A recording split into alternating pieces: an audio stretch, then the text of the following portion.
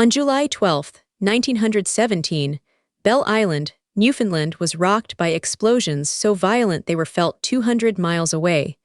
But the official story doesn't add up. The Canadian government claimed a German U-boat attacked the iron ore mines that morning. Newspapers ran with it.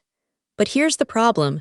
The evidence they presented was circumstantial at best, and the timeline they built was constructed around a conclusion they'd already decided on.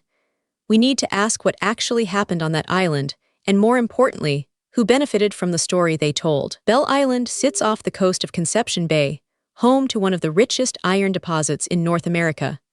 By 1917, two separate mining operations were extracting ore at an industrial scale. Thousands of workers depended on those mines. The island wasn't just a resource, it was economic lifeblood during wartime, when iron was currency and leverage. On that July morning, two separate explosions occurred at different mine sites, hours apart. The first destroyed the Wabana 2 mine. The second hit No. 1. Official reports claimed both were torpedo strikes from a single German submarine. But here's where the skepticism begins. Submarine captains don't typically make two separate runs on the same target in daylight hours. The tactical logic doesn't hold. The Canadian authorities immediately seized all witness testimony. No civilian accounts were published. No independent investigation was permitted. Instead, the government narrative was locked in place. Enemy attack, wartime threat, move along. But when you control who speaks and what gets recorded, you control what becomes fact. Consider the alternative.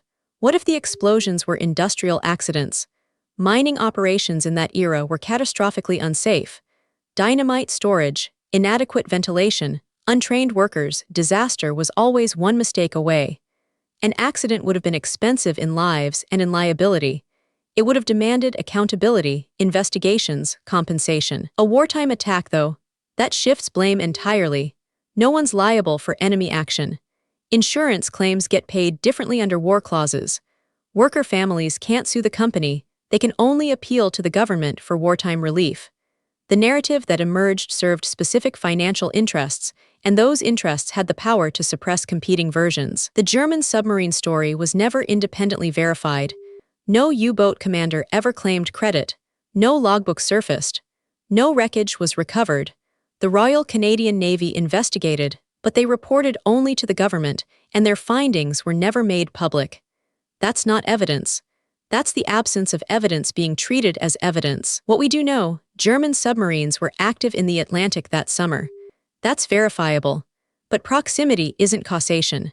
The government used a plausible threat, one that was genuinely real elsewhere, to explain away something they couldn't afford to investigate openly.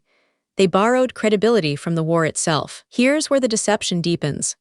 The Canadian government used the Belle Island narrative to justify increased military spending and tighter control over civilian mining operations. Fear is a tool. Once the public believed their resources were under enemy threat, resistance to government intervention evaporated. The explosions became a pretext. The miners themselves were divided on what happened. Some reported feeling concussive blasts that seemed to originate underground, consistent with mining accidents. Others described the sequence of events differently depending on which site they worked. But those accounts were never compiled into a coherent record. Silence became official policy. By the time historians tried to revisit the question decades later, the original evidence had been archived away, classified, or destroyed. What remained were the published narratives, the ones the government had approved. The fog wasn't natural. It was deliberate. That's the hallmark of institutional deception, not always a lie, but a strategic absence of truth. The Belle Island explosions killed over 60 workers. Those deaths were real. But the story attached to them was constructed, not discovered. A mining accident would have been a tragedy. A submarine attack was a narrative, one that served power, justified control, and made accountability impossible. So what actually happened on Belle Island? We may never know with certainty. But we can know this. The official story was built on selective evidence, suppressed testimony, and institutional interest. That's not history. That's propaganda wrapped in the authority of government. The pattern repeats across history. Institutions face crises they can't control.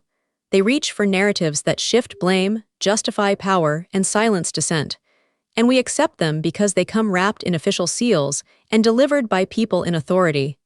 We mistake confidence for credibility. Belle Island's explosions remain officially attributed to enemy action.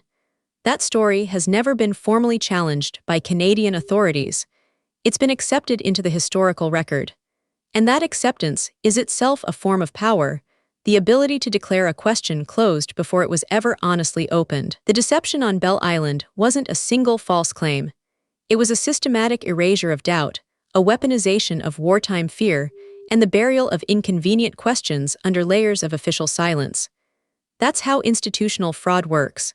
Not with a bang, but with the careful, bureaucratic elimination of alternatives. The real question isn't what exploded on Belle Island in 1917.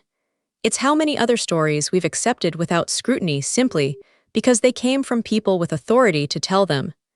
That's the lesson that travels beyond Newfoundland, and it's one worth carrying. Subscribe to uncover how institutions reshape history. There's a buried story like this one every week.